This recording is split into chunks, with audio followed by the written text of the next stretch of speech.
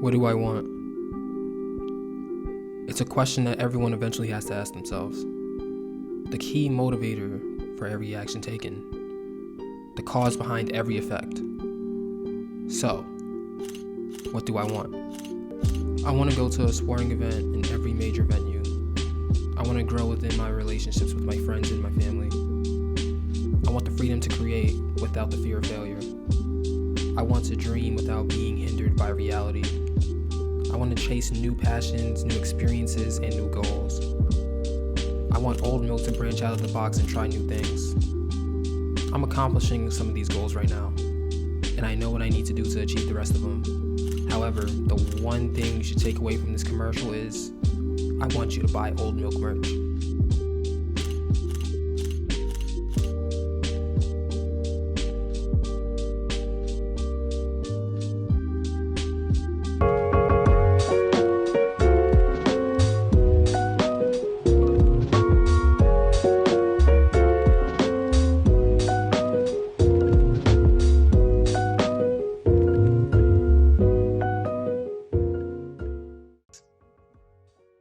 This is the equivalent of my flu game, I guess, because everything hurts.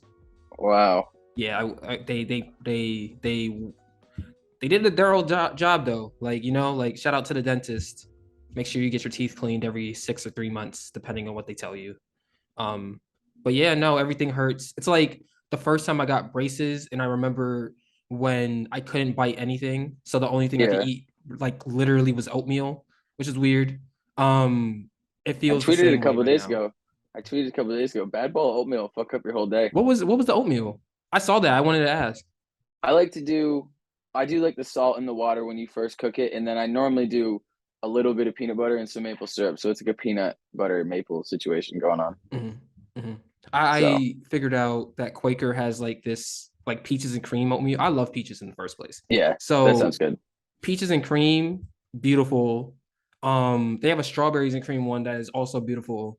The blueberries and cream one is the bananas and cream one is but it's worth it for 4 out of the 8 packages to be bangers every time. Like when you're like late at night, when it's like midnight and you just want something filling, but you don't want to exert too much energy or whatever, or you don't want to wait too long either, or you don't want to pour the cereal into the milk, or pour the cereal into the cup and then pour the milk into the cereal. Yeah, no. There's only one right way. There aren't right ways to do many things. There's one right way to make cereal.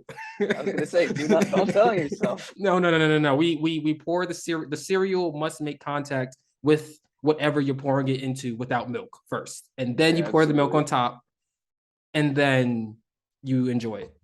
It's crazy how oatmeal, if you do it's like just one serving, it's like half a cup of oats. Like if you're doing the quick oats or whatever it doesn't feel like that should make as much food as it does. No, like I know it absorbs water. Yeah, I get what's actually happening. Like you don't have to explain it to me, but like that shouldn't work based on just you know what I mean? Like it's like I put chemistry, physics. Right. It's like that seems like a handful of oats. You just toss it in there, and all of a sudden it's like you cook it and it's like a full bowl. You ever measure out how much you think you're gonna eat, and then you put it in whatever, like you put it in the water, and then it's too much because you measured out what you would eat? Yeah, that's what I'm saying. You do that's what I mean. Crazy. They're trying to make us overeat. Hey, I've been known to do that. I'm not a quitter. Hey man, I remember I had tater tots and I got hot sauce. I don't know why I thought this would be a good idea, but I finished every single tater tot dipped in hot sauce. And you know what? I cried. There was snot coming out my nose. Obviously, I was wiping it off. You don't want to be nasty or whatever, but you can't quit, man. You just gotta keep going through it. I sound like I sound like a player who's whose team just came back in the second half. They had us in the first half and we just had to keep going. We just had to keep grinding, and now we focus on the next meal. Yeah, I trusted my work I did in the off season. You got to live with the decisions you make sometimes. You can't, I get it. It's a make or miss league. It's a eat or don't eat life. Hey, it's a dog eat dog world. This is the Cat Podcast, episode 315. Thank you for watching on YouTube, Spotify, Apple Podcasts, Amazon Music, and more. Do us a favor, hit the like button and subscribe to the channel. You don't have to do it now, but at some point, because we're talking Rod Wave, And just like the album named Beautiful Mind, the music is beautiful. So the conversation is going to be beautiful. Well, the conversation is always beautiful, but still, at some point you're going to be like, yo, that was a very beautiful, elegant thing that one of us, either me or Taylor, said. So you're going to be like, yo, let's like it. So at some point we do that. Please do that. And thank you for that. Follow us on Instagram, Twitter, and TikTok at Old Milk Media. Check out the Old Milk Smiths playlist on Spotify and YouTube, and check out all the Old Milk content on oldmilk.co. That being said, as I am basically having as I said, a flu game or playing on one bad knee, I'm basically hard in game 7 and on the Brooklyn Nets. That being said, Taylor, how are you doing today? I don't know if I want Game 7 James Harden in here. What do you What, mean? He's still we're gonna still a lose good to the passer. Bucks? Yeah, I mean, We don't. Why are we gonna lose? because I'm on one leg. That doesn't I'm mean we gotta hurt. lose. All We don't right, have to fine. lose So though. then you got to be KD. So you know what you got to do, and it actually works out because your feet. I Facts. guarantee you that your feet Oh will yeah. not like be the reason why we lose. So you just Nah. got to be KD. Put up 50. Nah. What's up? These 10 and a half straight Oh, behind the oh line. yeah, perfect. Nah, not a whole lot. This is my last. This will be the last show before I'm back with my mic and my normal setup with the one garment next to me and the TV right next to me. Right now I'm back on the East Coast, so this will be the last one like this, and I'll be back sounding like normal with better lighting and all that. How are you? I'm doing good. Aside from the dentist did a good job, so I guess why am I really complaining? And we also got really good music this weekend, which I'm excited to talk about with you. Um, the first this episode, as I said before, we're going to be talking about Rod Wave's "Beautiful Mind." It's only really 2 features on it. Well, technically 3, but because Drewski's on a skit, but in terms of actual music, there's only 2 features on it, and that is Jack Harlow, December Joy, 24 tracks, 1 hour and 8 minutes long. Taylor, what were your first impressions of Rod Wave's Beautiful Mind? You can probably guess my very first criticism off the bat is just 24 songs, hour and 8 minutes. Like we've talked about it pretty much every album, whether it's short or it's long, where it's just like it's an easy thing to pick out, and I'm kind of trying to reset a little bit and be like, all right, don't automatically judge by that. It's just a really long album, and I think that just lends to some of the songs bleeding together and sounding same, and some of them get lost in the shuffle in that way. But that being said, listening to all of them, even though there is a similar feeling to all of them, I think they all kind of finish a similar way where they tail off with the instrumental playing, and there's no like transition that stood out in my head as like something. We've talked about that in terms of track listing, all that. That aside, I just think that it's shown with a lot of stuff, but like just his Rod Wave's ability to sing and just like willingness to really, really belt things out. It gives him a leg up in an advantage on a lot of other people making contemporary music where if you're just like rapping, it's sometimes hard to convey that emotion because it feels either, a little like, chasing someone else or biting someone else. And you don't always get to hear like the genuineness in someone's like, how they're, giving us these songs. You don't always get that. It doesn't always cut through. But because of how Rod Wave is willing to sing and how well he does sing, you really feel the emotion with everything. So obviously the lyrics, it's a more like downtrodden, sad album, but you really feel that in a way where it feels like a whole project and it feels like a cohesive body of work, and it's because of him and the effort he puts in. Yeah, for sure. I think Rod Wave has been an artist that has been interesting to me for I want to say probably 3 or 4 years now.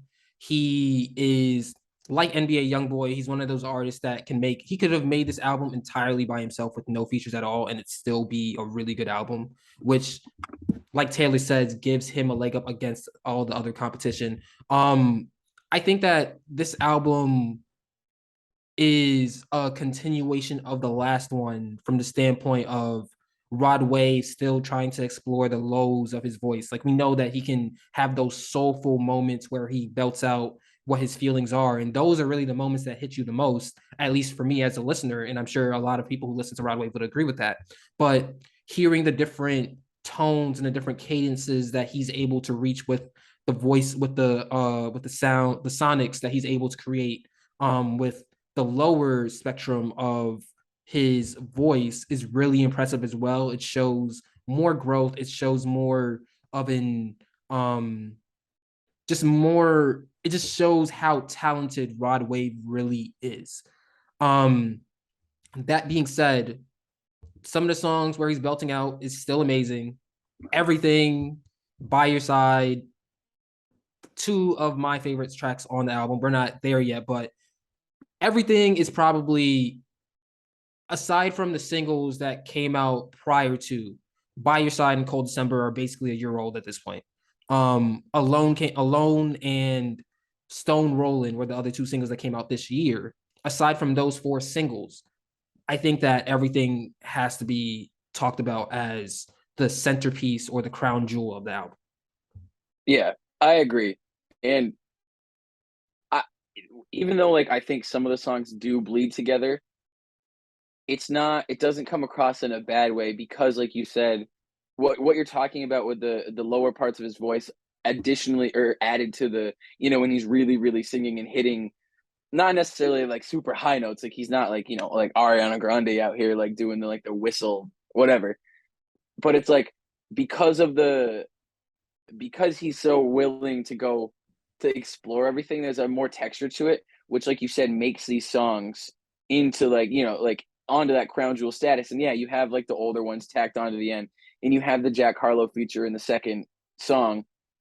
So you have these other little things that are like strategic, but when you just get into the meat of this project, like you're saying, like the songs all cut through because they're meaningful and they're real, and it's not like even though there's a lot of them, none of them necessarily feel like filler. Everyone seems like it serves a purpose, and it's something that was actually worked on. And I talk about this a lot, and none of them sound like they were to like, let's get this TikTok sound so we can get this song to go platinum. So then the record goes platinum, and then we have a platinum thing. So then we can advertise it to the next advertiser, who then will have another TikTok, and then it gets in that cycle, right? None of this feels like that. So I think it all builds together. I think the talent shines through in a way that makes the songs meaningful and not like we talked about last week when I was talking about Young Boy, where some of the songs end up, and it's not to say there's no talent there, but some of the songs end up feeling like very similar because it's like devoid of the same like sentiment. And it's also, you talked about Stone Rolling,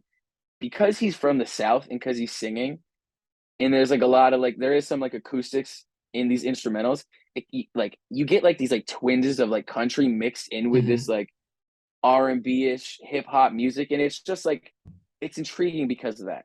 And it doesn't feel artificial, it doesn't feel forced. It's just him like really going after it, and this is just what comes out as his artistry. So I think all that makes those songs the crown jewel and makes the meat of this album worth it to listen to, and not just the big songs or the one with the Jack Harlow feature, which after we talked about his album a couple months ago, this feature to me was like better than anything on that album. It was. I was So I was shocked to see his name. Honestly, I don't like. yeah, I don't see where. I don't see the like. It's a good song. It's a good feature verse. But if you would have told me, if you would have asked me to list who I would think would be on a Rod Wave album as a feature, I wouldn't have said Jack Harlow. yeah, And so seeing that come together and it still being a good song, while not one of my favorites, is still impressive to me. Um, Another thing I want to say is, in addition to Rod Wave exploring the lows in his voice, I think that he's also picking calmer beats compared to beats like Sky Priority or Green Light, where they have that 808 that's prevalent and basically the centerpiece of the whole beat, or where the beat is the foundation, would probably be the best word to say that, the yeah. foundation of the beat. Here, as Taylor said, it's more acoustics, it's more, the 808s are still there, but um they're not as prevalent, or they're not as powerful as they would have been on some Rod Wave songs in the past. So I appreciate the awareness to understand that I'm trying to be lower with my voice. So I need beats that match that. Because he could have Right. easily picked a bunch of beats that are 808 infested and tried to do that, and it probably would not have been as good of an album as this currently is. Right. It's a lot like where the feeling from the individual songs come from. Because if the feeling is like strictly from the instrumental, then a lot of the times the artist gets lost in the shuffle. Like you, even big artists, like we've seen Drake have songs where the instrumental ends up being more important than anything he's had to say. And he's like, arguably the biggest artist that we've dealt with in like the years that we've really been like, into music like this. So it's just, yeah, I think that's a good point that you make where it's like the exploration, and we really have talked about it with a lot of artists. It's like this willingness to try, this willingness to go in a different direction and not play it super safe. Because it used to be you play it safe to get on the radio, or now it's you play it safe to get, and I hate to harp on this all the time, but I know I do it a lot. You play it safe to get that TikTok sound. Because That if you have, caviar. right, if you have that one good song that makes a playlist, that makes it to a TikTok sound, then it makes it worth it.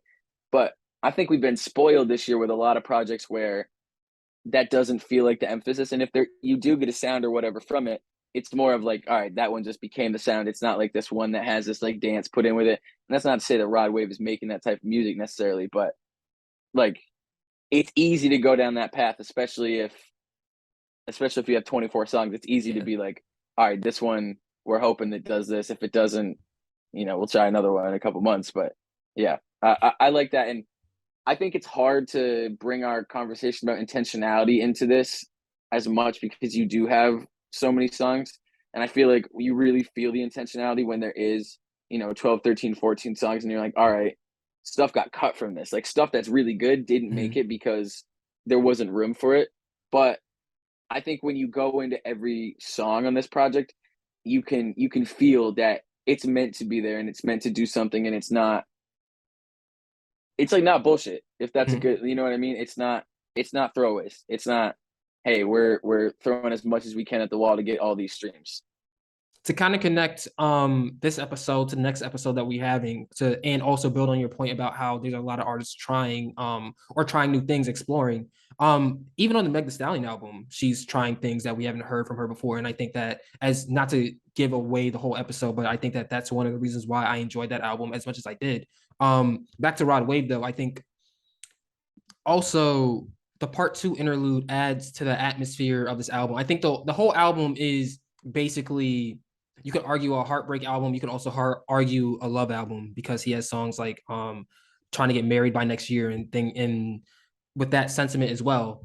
And then you have everything where it's like, this is it. I'm never talking about you again. I don't care about you anymore. So Right. that's that dual there. It's basically going both ways in terms of the feelings of love, but at the same time I think that adding part two in there, basically having that radio DJ um who has that I guess that stereotypical, yo, we're gonna slow it down so that you guys can really Yeah. feel what we're talking about here, like having that in the album um also helps to the whole cohesiveness of it. What did you Yeah. think about it?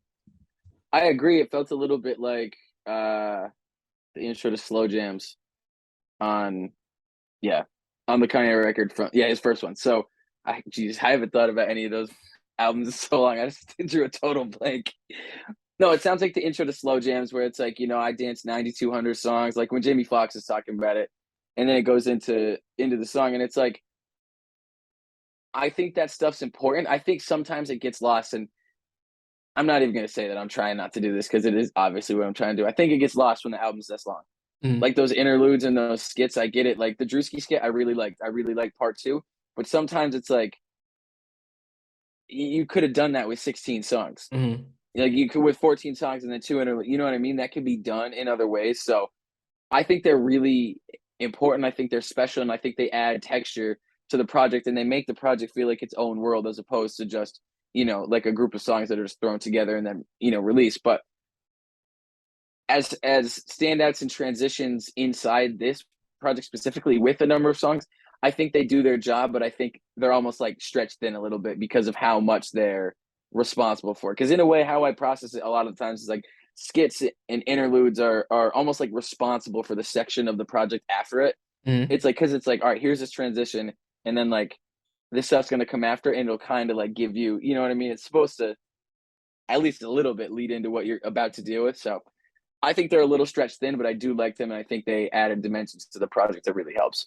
Yeah, no, I everything from the album cover to I mean, they're all basically the same sentiment, but the track listing, I don't think there's a way to get track listing wrong with this album at all.